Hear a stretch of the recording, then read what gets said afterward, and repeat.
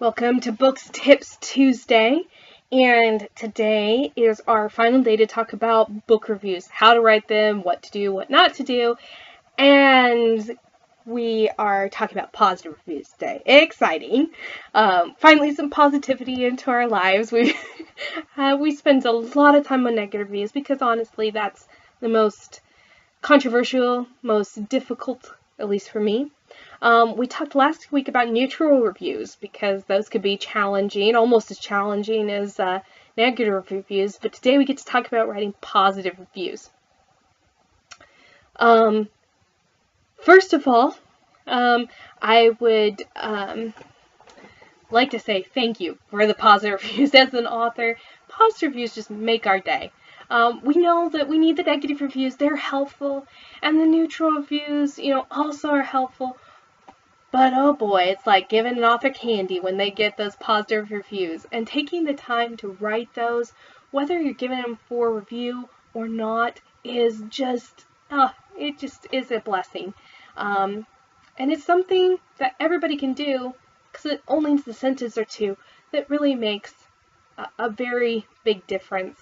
Like I said, not to negate that negative reviews or neutral reviews don't have their place. Plus, I'll be honest, we would always rather hear something positive about ourselves, or about the things we do than negative, even if we know we need to hear some of the negative stuff. So, when you're going to write a positive review, I would say that there are just some things to keep in mind.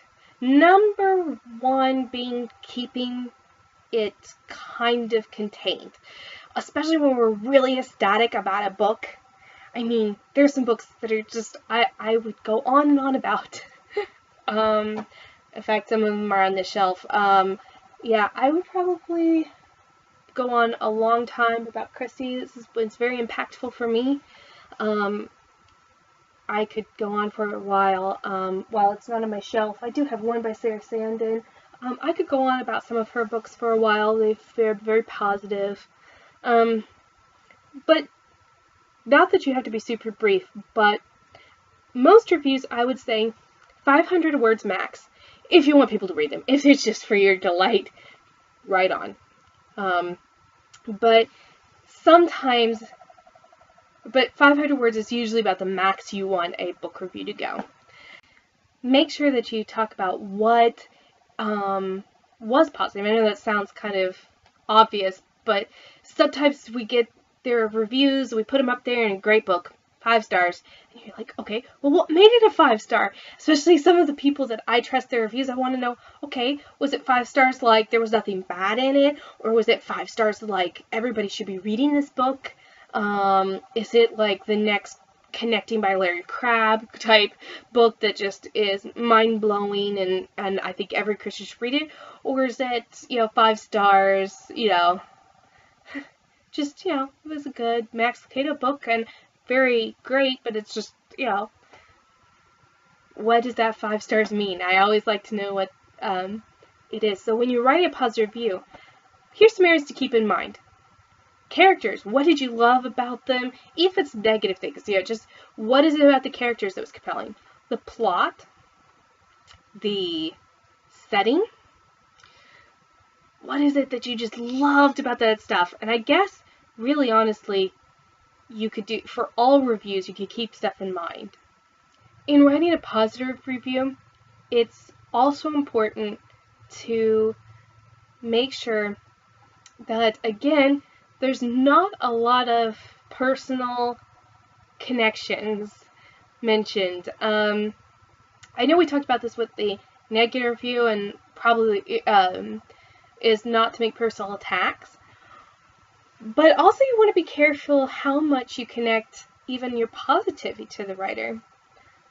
I made a mistake one time of just really going on about how appreciative I was of this author who would be bold enough to write characters this way, and just, I wish more Christian authors were like this. And then I found out that was the only book this author had written with characters that way. She was a fine writer, but I liked the book because there were these strong moral characters who took these stands on things that most Christian books don't. In fact, it was one, the characters didn't kiss until they were engaged. The romance was about the character. I just loved it. It was just so cool. And then I read the next book and I was just like, what happened? I mean, it was an okay book, and then I read the third book and I was just like, oh, that's no reflection of actually the author's stance. It was just she wrote a book, one book that had these characters. Not that she's a bad author, but I made that connection that, oh, she writes these characters. And so you can see how even making a connection to the author and making a judgment can get you in trouble. So, yeah, so be careful the connections you make even in positive reviews. Another thing that's important to remember about positive reviews is to share them. There's a lot of negativity out there. It's easy for people to get caught up in the negativity of other reviews. I mean, we've all seen it, for those of us who, especially on Goodreads and stuff, a lot of times negative reviews will garnish a lot more comments than positive reviews because people get to, how can you not like Little Women? Would be like what I would like to do, but I don't because I don't like getting into those kind of debates. But then there's the people but putting those positive reviews out there, on Goodreads, on Amazon, and sharing it with friends on social media is important because those positive reviews sometimes get buried, and sharing it is good. Another thing I want to bring up is there's one of the other things I think I've seen as a trend, and it's kind of fun as an author, but I would caution reviewers, and that's what I guess I would term a hyped review. It's one that's full of all the feels and the emotion and just like, I can't even, I'm not sure, incomplete phrases like that bug me in reviews, but I understand the meaning and it could be helpful. And as an author, it's kind of cool to see that, but also, hyped reviews are not as helpful as really just solid reviews. Like them, but just be careful how much you do that also. If people are following you and if every book is all the feels and perfectly amazing and stuff, just all this hype, just like best book ever and obsessing over it, then you start losing steam.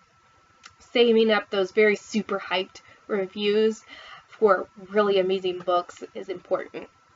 Some of that may be personal preference. So some of you who do reviews that you get really hyped about them may tell me that a lot of people really like them. So that may just be personal preference right there. I think one of the last things that I would say is that it can be an expectation for reviewers. And an important thing for writers to remember is, again, just as you don't want to get into arguments with people about your negative book reviews, commenting on every review or even praising positive reviews and thanking everyone in each one, not really a good idea.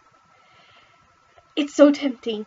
I could get on Goodreads and somebody I know, or even somebody doesn't know, says something positive about a book, and I just want to go, oh, thank you, here, have the next book, try this one. It's so tempting. Or when somebody says, I liked it all except this one aspect, it's tempting to go, well, why didn't you? And maybe we could have a discussion about how I could improve that, or they start talking about typos. It's okay, where were the typos? Because I need to get those out. I mean, things like that.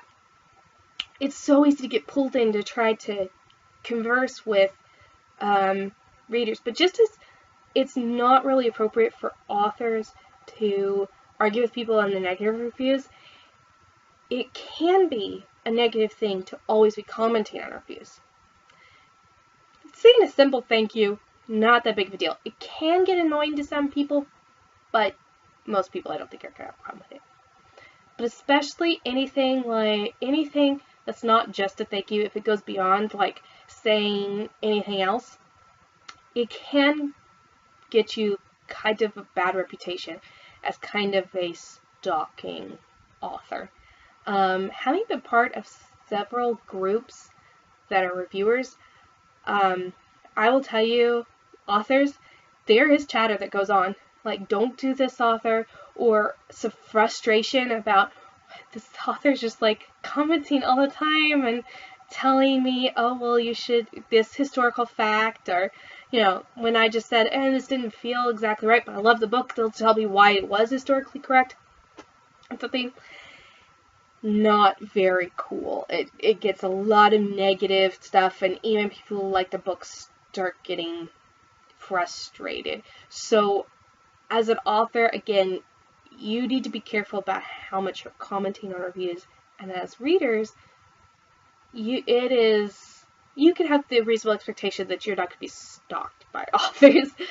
They might read your reviews, but they probably shouldn't be commenting on every review, at least to question things. If they're just saying thank you, I wouldn't worry about it. So this wraps up our series on writing reviews, and it was earth-shattered or earth-shaking, or that was maybe just me accidentally bumping the computer. But I would love to hear what you think. I'm always learning. I'm always taking new things into consideration. So I might have to, 6 months from now, redo this because I've rethought, but I'd love to hear your thoughts. And I would like you to post a link below to your favorite book review of all time that you've written. Because I love reading reviews for people. So go ahead, comment away.